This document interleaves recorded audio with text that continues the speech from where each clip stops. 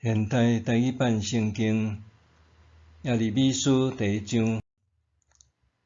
这本册是耶利米的言行录。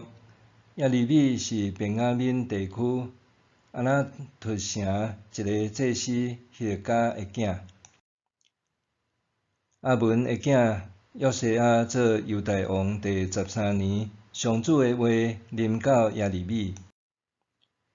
约西亚的囝约雅敬做犹大王期间，到约西亚的囝西底家做犹大王最后1年，第11年5月，耶路撒冷的居民受掠去巴比伦的时，上主常常对耶利米讲话。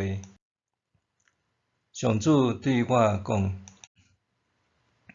我还未互你伫母胎成形以前，已经经你；你还未生出来以前，就甲你分别做圣，选立你做列国的先知。我应讲：至悬的上主，你知，我还少年，搁含慢讲话。毋过，上主对我讲：你毋通讲你少年，我甲你派去倒位，你就去；叫你讲甚物，你就讲。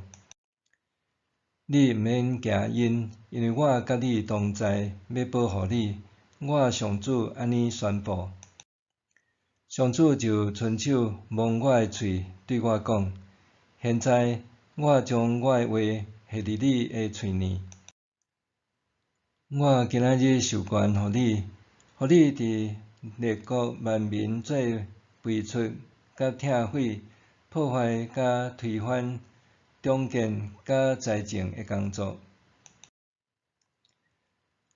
上主对我讲：耶利米，你有看见甚物？我应讲：我看见一支形树的树枝。上主就讲：你看了着，我不时警觉，要互我的话实现。上主阁对我讲：你有看见甚物？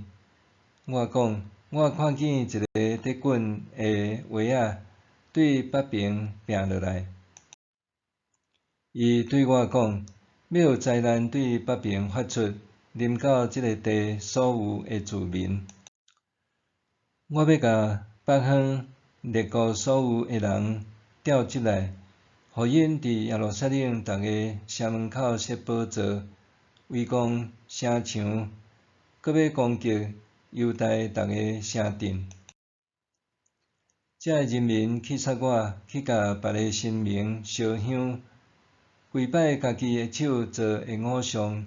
我要因为因的罪，甲因审判，甲因刑罚。